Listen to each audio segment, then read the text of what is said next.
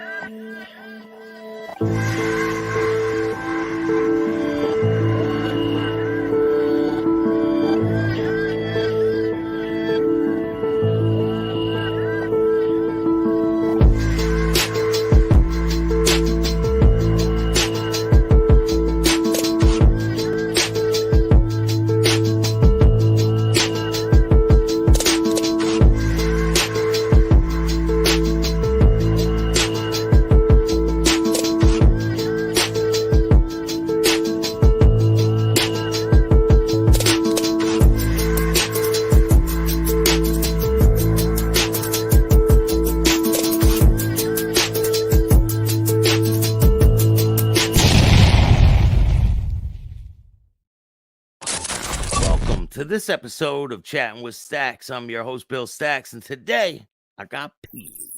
It was hilarious, bro. We're eating these big turkey legs, drinking a beer and shit. It was medieval times. Yeah, it was pretty fun, and I was honored because I was sitting there with Big Mike and another member that was like the top of my list. His name was Blondie, and he was like from Denmark. I think it was like Copenhagen or something, I believe. And he was like the Sonny Barger for Europe. You know, I mean, this guy was tattooed from his fingers. When I say fingers, I mean like right up to the fingernails. Yeah. All the fingers, his whole fingers, everything. I mean, right up to the top of his neck. And I'll never forget it because I walked over and he's selling T-shirts. And he's a buffed out dude, you know, and he just did 16 years in the penitentiary. That's 2 life sentences. That's what they gave him. 2 life sentences, 8 years. That's all life sentences. Out there, that's all it is, 8 years? He shot 2 banditos in the back of the head. They executed them because they had a big war going on with those guys there. I don't know if they got it patched up or not. I don't pay attention to it anymore, but he's out now. He was out of prison. And I was dying to meet him. So I come walking up to him, you know, and he turns around, and I guess the club he was in before, he was a Hell's Angel. I don't know what the name of it was. But, bro, from like the top right here, the neck, all the way to the bottom of his stomach, to both sides of it, all the way to his rib cage, was the biggest swastika I've ever seen. Probably the size of one on a flag. That's how big it was. And, you know, and he had all his tattoos all around it. So, but you could see it, you know, and it was shaded. Yeah. And I was thinking to myself, holy Christ, that was badass, you know, because I had the big lightning bolts. You can see, I don't know if you can see them now. I had a big lightning bolt. See them? Yeah, they're huge. Yeah. So his swastika blew my lightning bolts away, bro. But I walked over and I hit it off with him, and he was like one of my mentor guys, you know, like when I go anytime to Europe, I always wanted to see Blondie because he was like the main guy. And I put a picture of him in my book too, you know. He wouldn't talk to me because, you know, he's all club and he's strictly by the rules. And he's in Moscow now. He moved to Moscow and he started a charter there. So you can go anywhere in the world? Yeah. Basically? Well, yeah, he's been in the club so long, and the clout and, you know, the reputation he had. When they started in Moscow, he just went over there and started a charter, took the guys over there, and they started. But if it's a club like I'm just saying, it could be like Johnny Booger and the Nose Pickers, you know what I mean? If those guys want to join the Hells Angels and they're in like in Chile or Venezuela or something, they have to travel to every country that the Hells Angels are in to show them, you know, hey, they introduce themselves or they won't ever get voted in as a new country. So that's pretty hard. And with that being said, when I was in Vegas, remember when I moved to Vegas and I started the charter there, I was really good friends with these German brothers, right? They were from Germany, but they started a new charter in Luxembourg. Have you ever heard of that? Yeah. I never have, bro. So when I went down there, they took me there, and I says, "Where are we?" They said, "Oh, you're in the country now of Luxembourg." And, I've never been there. I've never been to the right, bro. Europe So I've never even heard of it. Yeah. So I said, "This is a country?"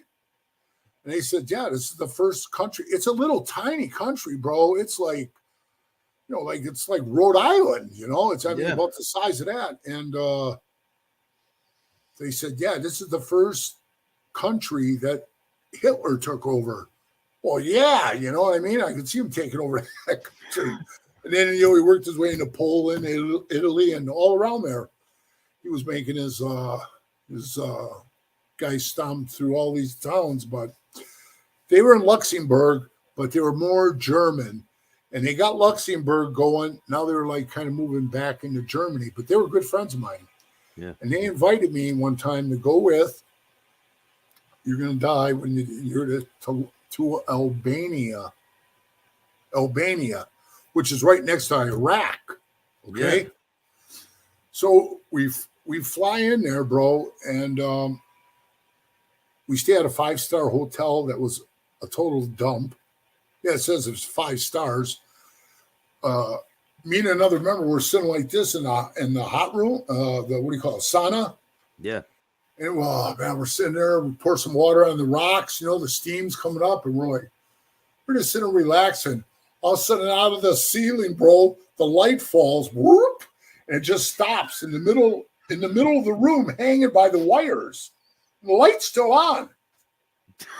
And the other guy goes, "Hey," and he reaches for it. I said, "Hey, don't touch that, man. It's electricity. You don't know. You know what I mean? We're wet. You're sweating." We're wet.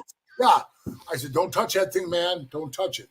So I go out, there's a phone out there, and I call up to the front desk, and I said, "Hey, man, we're sitting here in a sauna, and the light just fell out." And he goes, "We'll send a repair guy down right now." So we're sitting there. He walks in.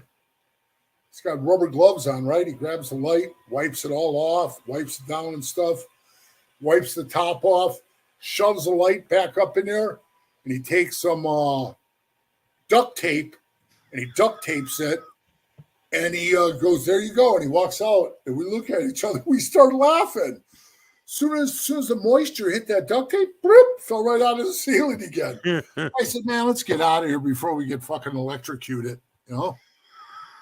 That's and the other guy was almost as big as me, Staxx, almost as big as me. So we told him, "Hey, we want to use the hot tub." So they had to fill it up, and they filled it. I mean, right to the top. And it was a little tiny one, bro. It was only like a 3-man one. So me and this guy get in there. It's like it was right, bro. It was a 2-man one. Whoosh, the water went over everywhere, bro. We flooded the place. It was funny. Hilarious. It was funny, but when you go up there are those beds. I don't know if you ever went to I don't know if I'm saying it right. That store that came from Sweden. IKEA. IKEA. Thank you. Yes, yeah. It's my mom's favorite store.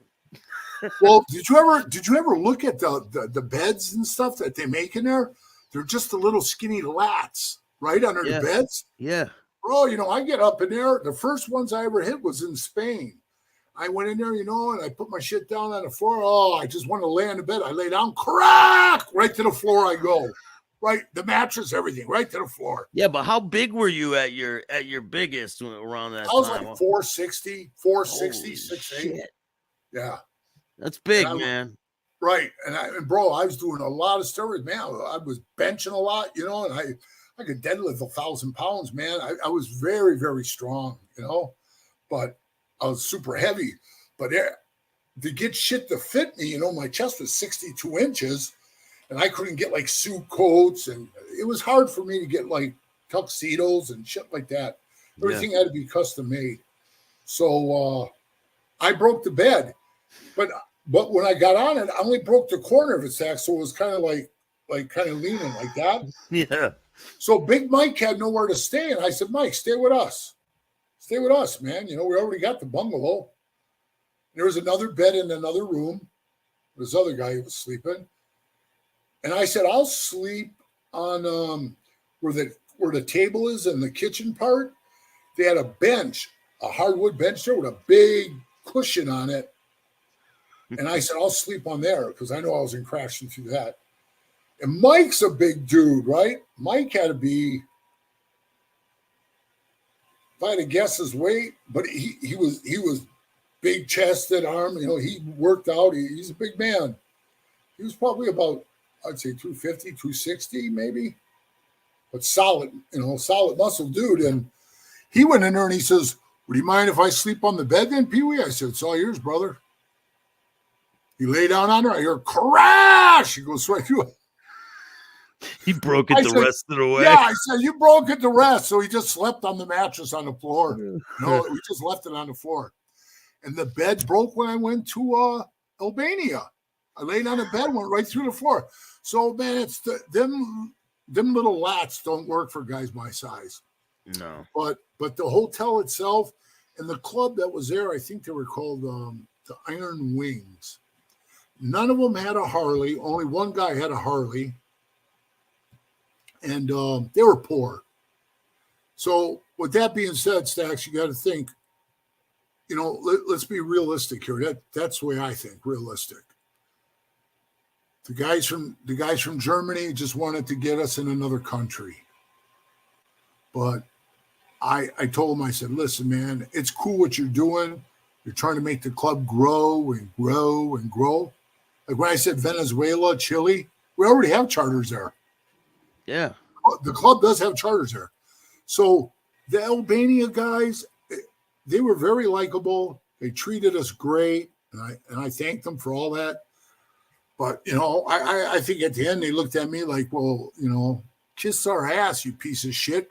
Because when we sat down with them, I told them, man, you guys just ain't cut out to be us. And I think they took it the wrong way. They took it like, I was saying that they weren't tough enough or whatever they thought. What it was, bro, they were broke. Staxx, they were broke as fuck. They're driving these old Kawasaki's, these Yamahas. Bro, they're barely running. One guy had a Harley bagger. One guy did. And I said, you guys got to switch over. You got to get Harleys. You can't ride these Jap bikes, Yeah. Yeah, they can't. They're like, well, we can't afford it right now. Now, going back to what I just told you a while ago, Staxx, they got to go to every place in the world. You only got to send one guy. So if we're in a charter, I say, hey, Staxx, you want to go? All right, so we're all putting money in, to fly you. Yeah. But still, they didn't have the money to do that. Yeah. So. And I knew it, bro. I knew it because I seen, like even we went to eat places, they didn't even have money to eat. So I told the German brothers, I said, come on, guys. These guys ain't us. They're never going to make it. They're not going to be able to afford to leave this country all the time. Plus, it was at that time when, everybody was still kind of like on a high alert over the, 9/11 thing, Yeah. And I said, man, it's just the geographic area it's in, and these guys just ain't us. They had a big party for us and shit. And I took another member with me, a 25-year member. His name is Freddie. He's out of the club now too. And I was with Freddie, and we're sitting there, and he says, Farrakhan was his real name, but they called him, believe this, and it wasn't just like short for Farrakhan. They call him Ferry. I told him, oh, man, that would be a horrible name for you in America. Ferry? Yeah, terrible. Yeah, terrible. Ferry. Yeah. Even when he came to America, I take a place, I said, hey, this is my brother Ferry. Did he? What? Yeah, it was bad. But he was a great guy. And he was the one pushing us. So he says, PeeWee, you come up on the stage with me, huh? And you come up there, you talk to the crowd. I go, no, I don't want to do that, bro. I don't want to do it. He says, why not? I just didn't feel like it. I didn't want to do it. So I turned and I said, hey, Freddie, why don't you go do it? And I wasn't telling him because, you didn't have that kind of power as a president, even though I was his president of his charter. He was in my charter. He was my sergeant of arms. And I said to him, Freddie, why don't you go speak? Why don't you go talk for us? And he goes, here's where you see this is what I meant. This is what I meant when you read my book, bro. Something you get the resentment, the hating, the backstabbing, the jealousy. It came out right here, bro. If you asked me that and said that, what would you think if I said to you, "No, Staxx, you go do it. You're Mr. You're Mr. Popularity. You're Mr. Everybody wants to shake your hand, take pictures. You're the guy. You go out there, you do it." That's what he said to me. Yeah, that's crazy. Yeah, and I looked at him. I said, "You motherfucker, man." I said, "So that's how you feel about me?" And he goes, "Well, you're Mr. Popularity." Here's what it was, bro. I was 6'8", 450 pounds, all tatted up. That's what people see in a big giant Hell's Angel. I'm going to get a picture with this guy. Hey, you're a personable guy, though. You're a likable guy. A lot of people are around you. You attract a lot of people. Exactly. And Sonny said to me one time, "I watch you, PeeWee. You always stop to shake people's hand. You always stop to take photos. You never talk shit to anybody. Well, unless they talk shit to me first." But he said, "You always take the time." And he goes, most of the people fear us. But then on the other hand, the majority of them respect us and who we are. But he says, what's good about that is you got to keep that together. The fear and the respect is what we want. So he says, when I'm long gone and dead, he says, you're gonna be the guy, that it's going to be a big representation in this club. And I said, I don't want that. I didn't want it. I didn't want it. Sonny had it, and that was good for Sonny, what I mean? Everywhere he went, people were following him, and we were doing our own thing. And why he said that was why he was signing books, and people would take pictures with him. I was standing there, it was in my shop. People first would go, "Can I get a picture with you, man?" I go, "Yeah." So most of them are taking a picture with me first, and then they go up, get a book signed by Sunday, and they leave. Some would get a picture with him, some wouldn't. And at the end of it, he says to me, "You son of a bitch, I think you had more pictures than I did." So, when I told Freddie, go out there and do that, and he said that to me, that really pissed me off. So I turned to Ferry and I says, and he's out of the club now too, man. It's funny, all these names I tell you are all out. Yeah. So I said, I'll tell you what, Ferry, I'll go out there on the stage with you, but I'm not talking. But I'll support you. I'll go stand there with you. Now, bro, I'm a big man, like you said. So I was the only guy who could wear a big giant United States, not USA. Everybody else was wearing. I wore the whole United States